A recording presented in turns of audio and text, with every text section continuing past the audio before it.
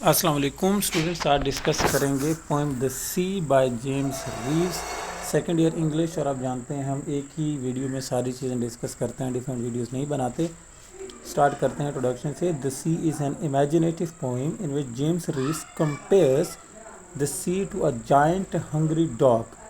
Through powerful imagery and personification, the poet describes the changing moods of the sea, sometimes violent and noisy and sometimes calm and peaceful. So this is a metaphorical poem. Imagination है, symbolism है, metaphor है पूरी poem में, जहाँ पर sea को एक hungry dog या एक giant, एक monster of destruction की सूरत में कभी दिखाया जाता है, कभी peaceful entity, कभी calm, कभी aggressive। ठीक है। फर्स्ट स्टेंजा देखिए। The sea is a hungry dog giant and grey, he rolls on beach all day. समंदर की लहरें सारा दिन बीच से आकर बीच पे लेफ्ट राइट आगे पीछे होती रहती हैं, तो उसको रोलिंग कहा गया है।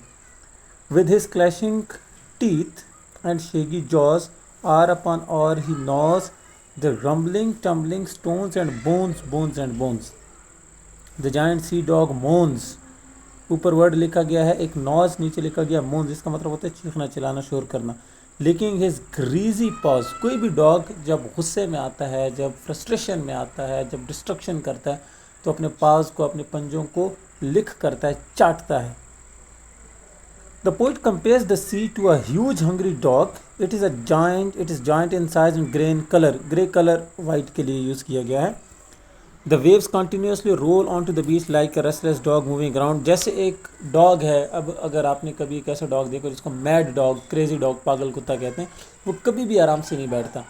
जो नॉर्मल हेल्दी डॉग्स होते हैं वो सोए रहते हैं पूरा पूरा दिन, लेकिन जो क्रेजी मैड डॉग्स होते हैं, जो फ्रस्ट्रेटेड होते हैं, वो पूरा दिन भागते फिरते रहते हैं। तो सी की भी वही उसने इमेजिनेशन की हुई है। The clashing teeth and shaggy jaws represents the powerful waves crashing against the shore. जो शेगी जॉज हैं या क्लैशिंग टीथ्स हैं, ये पावर ऑफ द सी को रिप्रेजेंट कर रही हैं।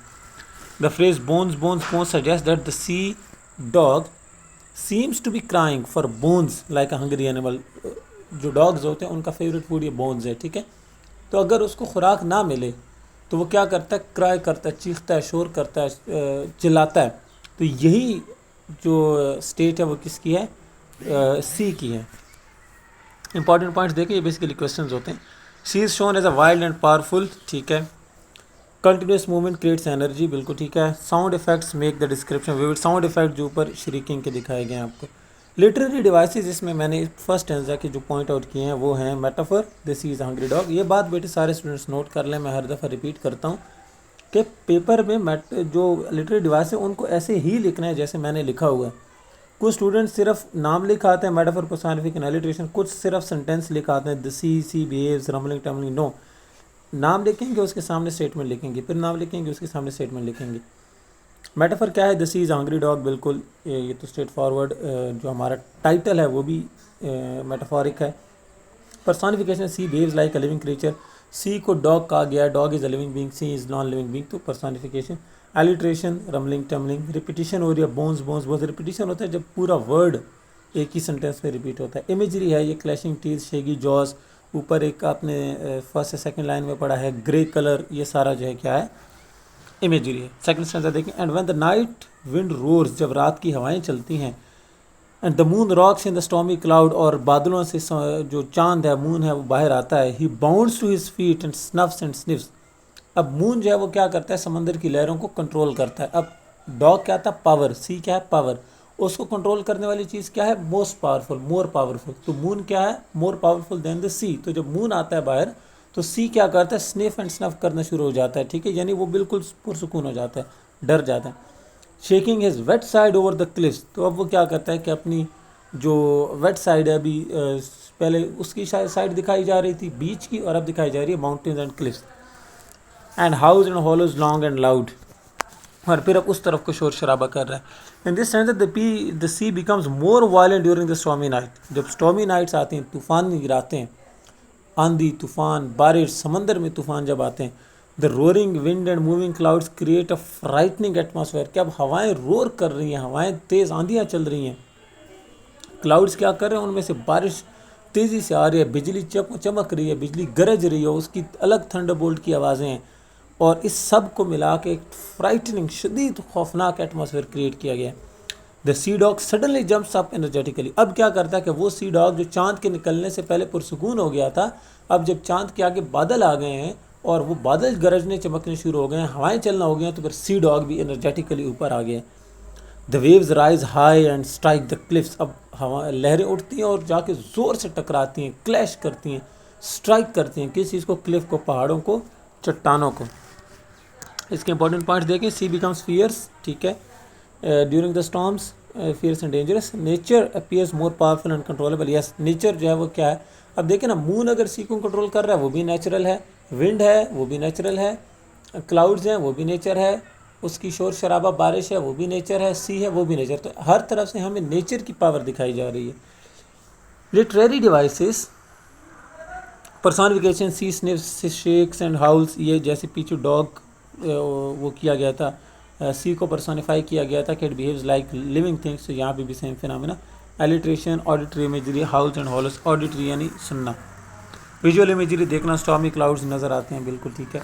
थर्ड स्टैंजा देखें। But on quiet days in May or June, जब मई जून की दिन आते हैं जो कि लंबे दिन होते हैं, गर्मी शदीद होती है, उनमें सन्नाटा होता है दिन को भी। When even the grasses on the dune play no more the reedy tune, कि जब मैदानी इलाकों में, प्लेन्स में जो घास है, जो ग्रासेस है, उनमें भी जो मुख्तलिफ कीड़े मकोड़े होते हैं, उनकी भी कोई ट्यून, कोई आवाज़ नहीं आ रही, उन पे हवाएं चलने से जो आवाज़ आती थी वो भी नहीं प्रोड्यूस हो रही। With his head between his pause, अब क्या करता है कि वो सी डॉग जो पहले एग्रेसिव था, अब वो अपना सर अपने पंजों के बीच में रख के, ही lies on the Sandy shores, अब वो सैंडी शोर्स में, रेतीले किनारों पर, बीचेस में बिल्कुल पुरसुकून पड़ा हुआ। सो क्वाइट ही स्कार्सली स्नोर्स, अब तो वो इतना खामोश है कि वो खर्राटा भी नहीं ले रहा। In the final stanza the mood changes completely, अब पहले दो स्टेंजा में अग्रेसिव मूड था, तीसरे में बिल्कुल काम पीसफुल हो गया। During calm summer days the sea becomes peaceful and quiet, तो अब इन डेज में क्या होता है कि सी समंदर बिल्कुल पीसफुल और क्वाइट हो जाता है। The poet again compares the sea to a dog, पहले भी कंपेयर किया था अग्रेसिव डॉग, अब भी कंपेयर किया गया है। अब डॉग क्या है, काम है, अब उसका जो हेड है that is between its paws and the waves are gentle and almost silent. The stanza shows the softer and calmer side of nature. Important points इसके क्या है, सी इज पीसफुल एंड कामर इन समर, ये तो खैर दो moods हैं, दो फेसेस हैं नेचर के जो हमें दिखाए गए हैं। लिटरेरी डिवाइसेस क्या हैं, personification, sea lies quietly like a resting dog, बिल्कुल ठीक है। रिपीटिशन, क्वाइट सो क्वाइट, ये रिपीटिशन है। इमेजरी, पीसफुल समर सीन्स जो हैं ये इमेज है।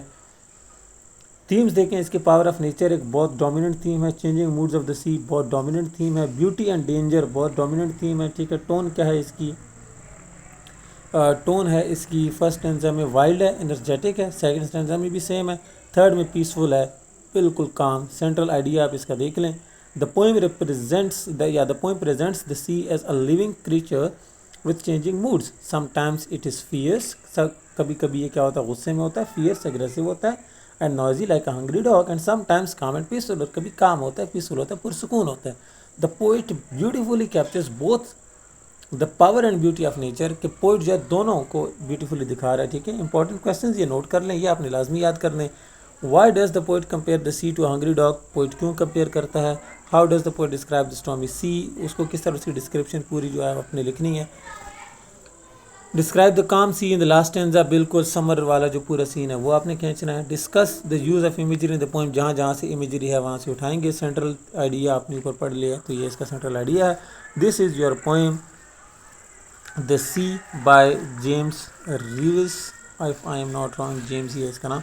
एनीवेज, होपफुली आपको लेक्चर पसंद आया है, अपने दोस्तों के साथ शेयर करें, एग्ज़ाम्स की तैयारी करें, चैनल को लाजमी सब्सक्राइब करें, and make sure you hit the notification bell. और हमारे 97% स्टूडेंट्स जो हैं वो चैनल को सब्सक्राइब नहीं कर रहे, विच इज़ वेरी अनजस्ट, बहुत नाइंसाफ़ी है। सब्सक्राइब करें, दोस्तों के साथ शेयर करें। नेक्स्ट वीडियो में मिलेंगे। थैंक यू वेरी मच, अल्लाह हाफ़िज़।